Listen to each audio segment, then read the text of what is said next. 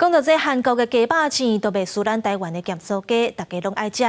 不过即阵韩国当咧欠工，真侪店头拢请无人。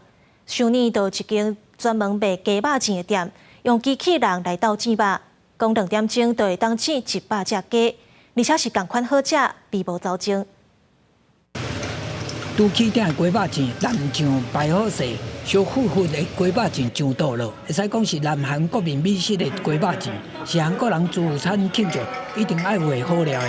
不过首年这间鸡肉钱店，负责煎的不是一般人，是一台机器人。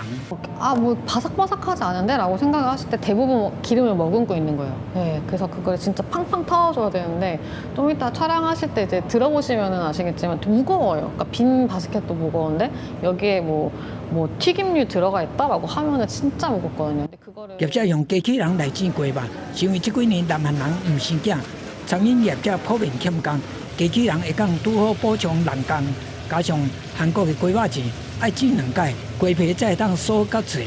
换油店的人爱忍受烧油，有当时还佫会去互烫着。机器人都无这个问题，工作效率世界好。Robot Chicken的机器人2点钟就会当煎100只鸡，这是大约5个人用几耐油店才会当完成的。 뭐 담백하고 고소하고 그리고 뭐 로봇가 했다는 그런 차이점은 모르겠고요. 일단 맛있어요.